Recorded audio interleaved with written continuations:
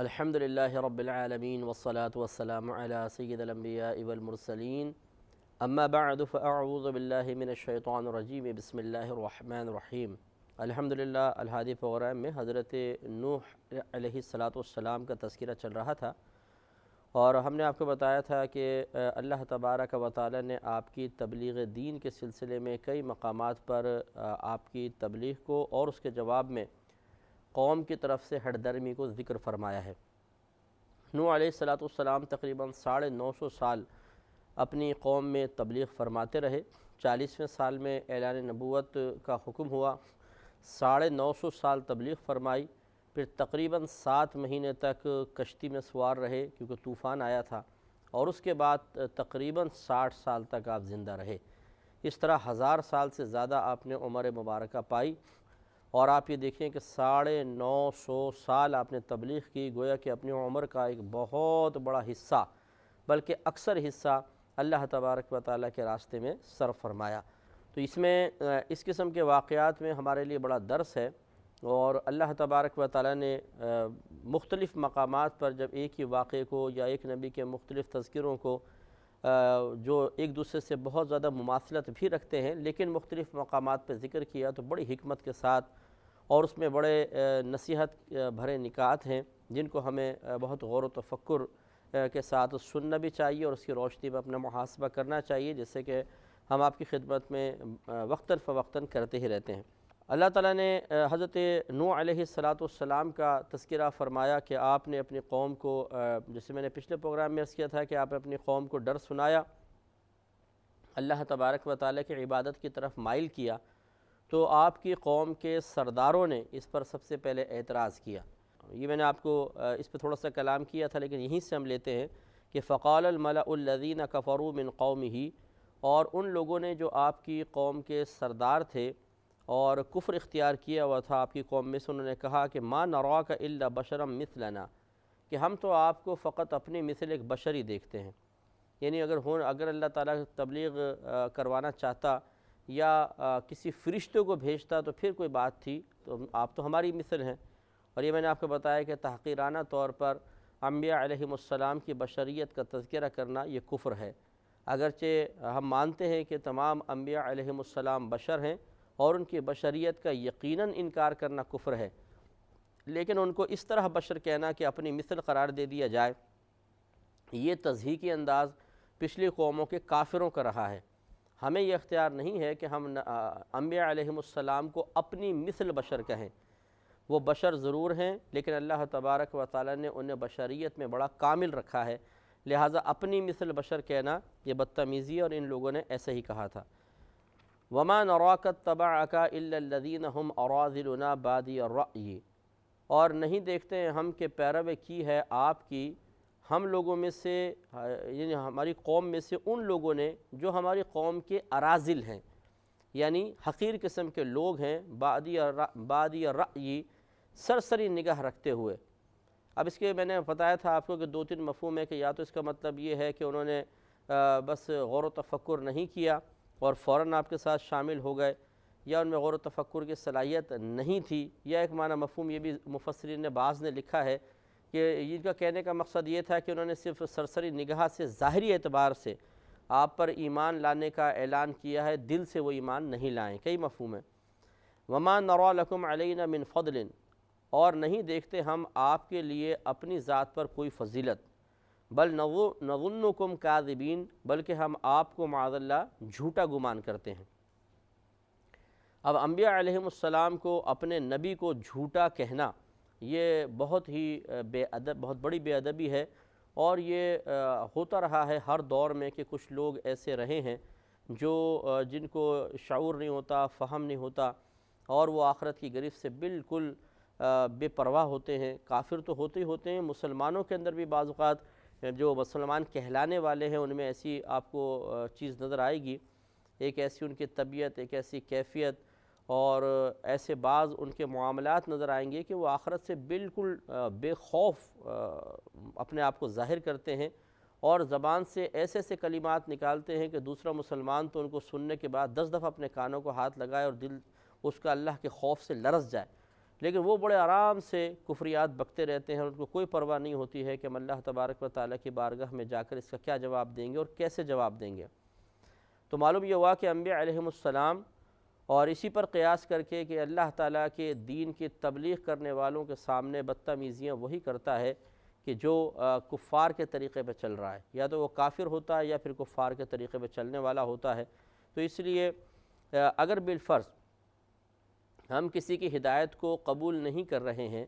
اس کا نصیحت کرنا ہمیں پسند نہیں آ رہا، کم از کم پھر بھی ہمیں ایسا اتنا تو کرنا ہی چاہیے کہ ہم اس سے بدتمیزی نہ کریں، ہم اس کے ساتھ کوئی ایسا سلوک نہ کریں جس سے اس کی دل آزاری ہو، بلکہ خاموش رہیں۔ اگر سننا چاہیں تو ٹھیک ہے، خاموشی سے سن لیں، ماننا نہ ماننا وہ الگ بات ہے،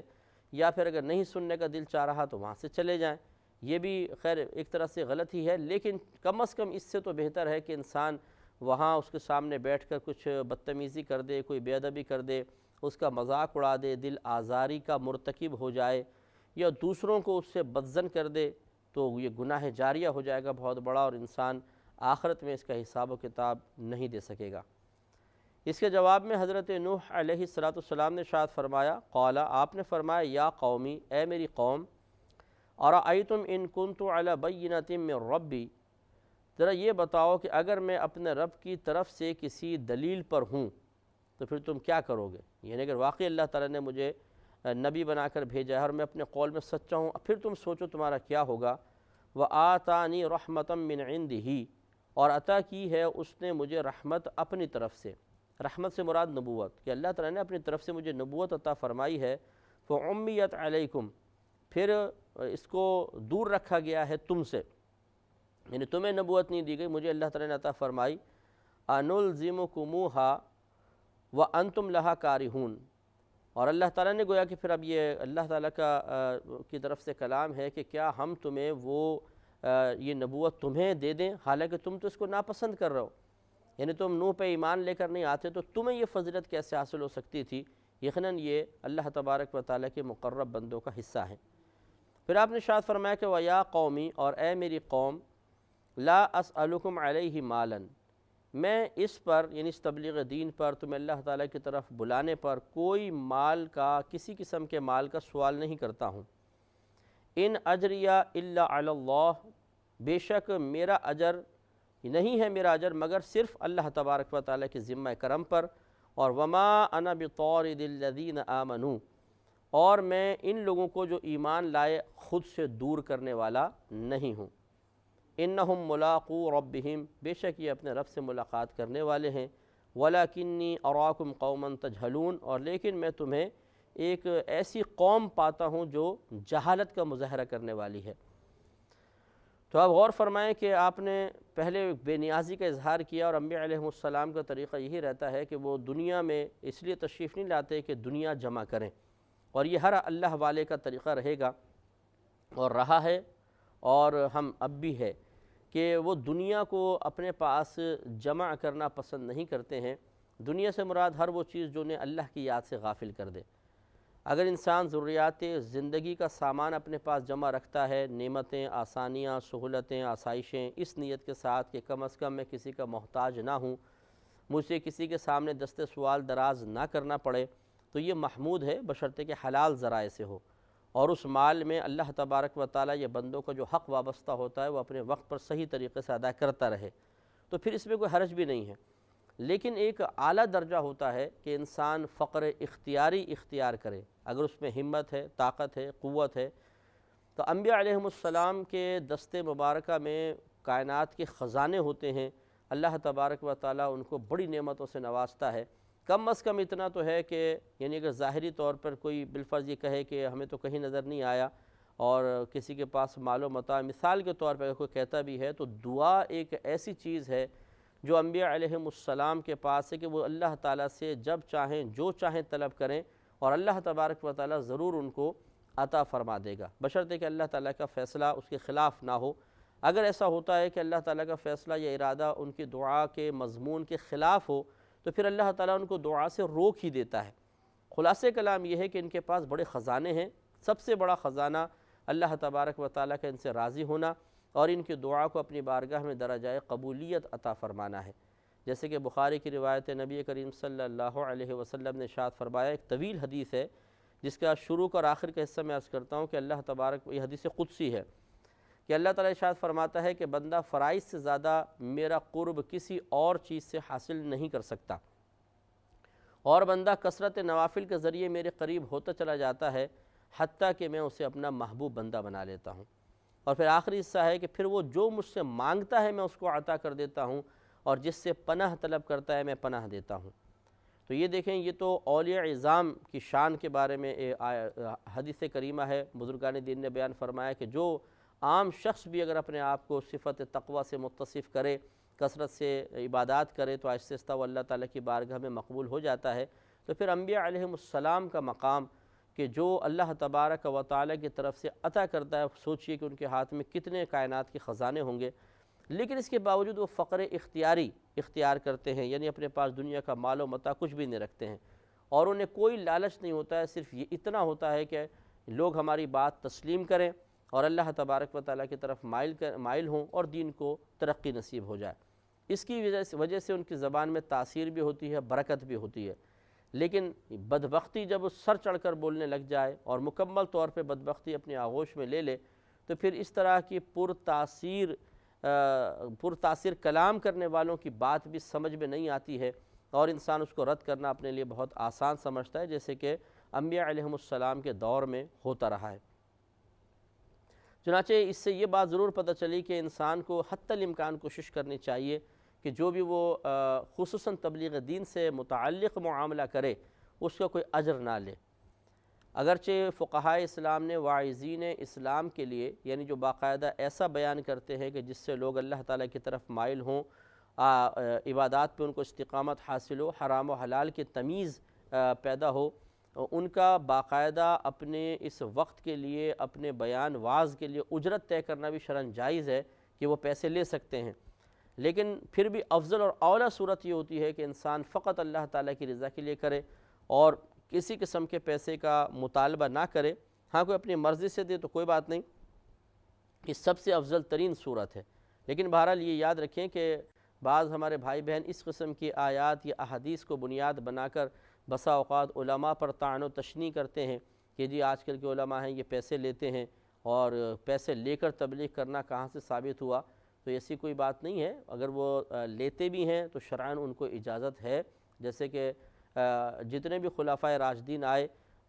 خصوصاً ابوبکر صدیق رضی اللہ تعالیٰ عنہ جیسے خلیفہ بنے، تو باقاعدہ بیت المال سے آپ کا ایک حصہ مقرر کیا گیا تھا تاکہ آپ کار خلافت کے لیے ذہنی طور پہ فارغ ہو سکیں۔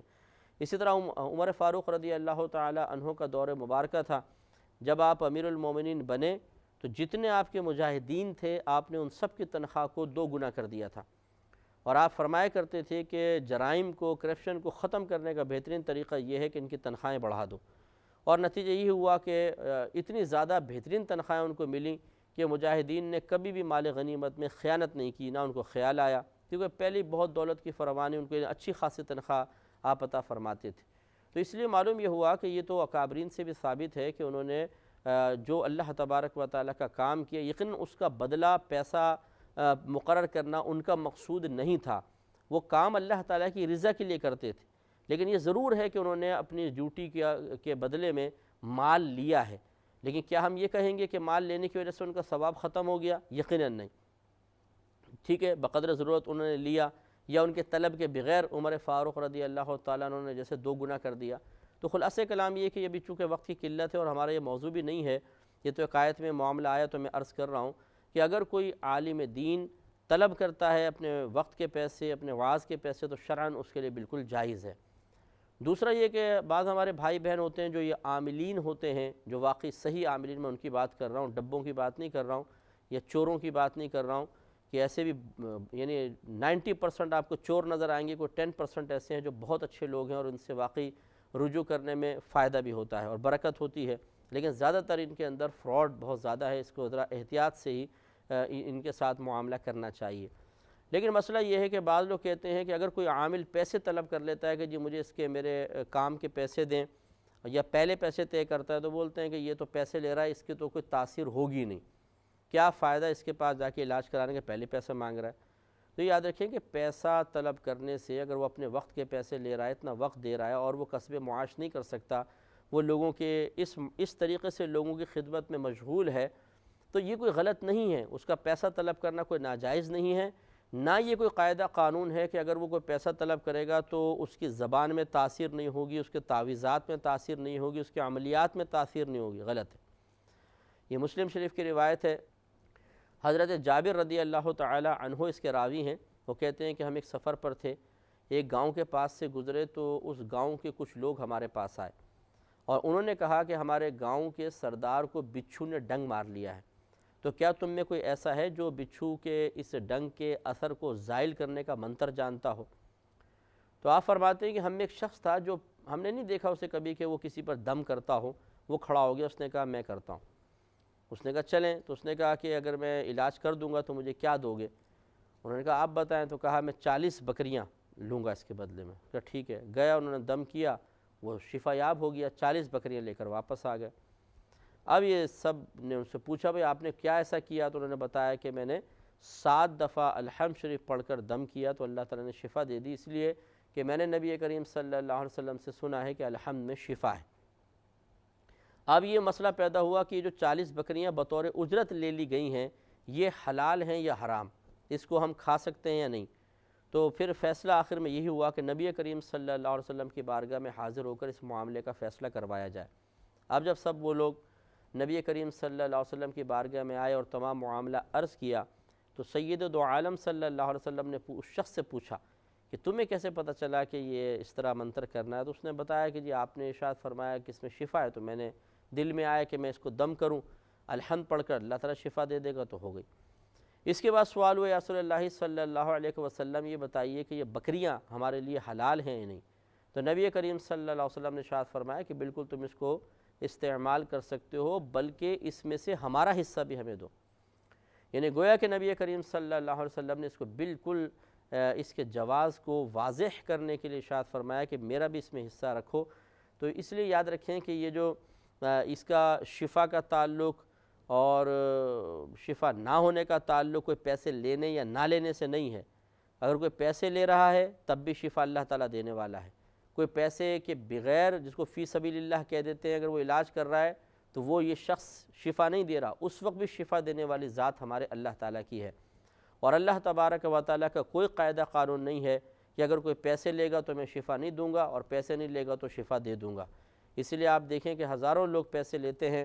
اور وہ عملیات وغیرہ کرتے ہیں، شفا ہو جاتی ہے، بہت سے فی سبیل اللہ کرتے ہیں، کوئی فائدہ نہیں ہوتا۔ اور اسی طریقے سے آپ ڈاکٹرز کو دیکھیے، ڈاکٹرز تو باقاعدہ فیس لیتے ہیں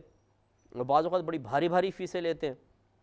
اس کے باوجود وہ دوا دیتے ہیں، علاج ہو رہا ہے، لوگوں کو شفا مل رہی ہے۔ اس کا مطلب ہے کہ شفا دینے والی ذات اللہ تعالیٰ کی ہے۔ تو یہ وسوسہ بھی نکالنا چاہیے، ایسا نہیں ہے کہ اگر وہ پیسے لیتے ہیں عملیات وغیرہ کے تو ان کے اندر کوئی اثر نہیں رہے گا یا وہ غلط ہے، بالکل صحیح ہے۔ ہاں ناجائز نہیں لینا چاہیے، بہت زیادہ اس کا خیال رکھنا چاہیے۔ انشاءاللہ اس پر ہم مزید کلام کریں گے اگلے پروگرام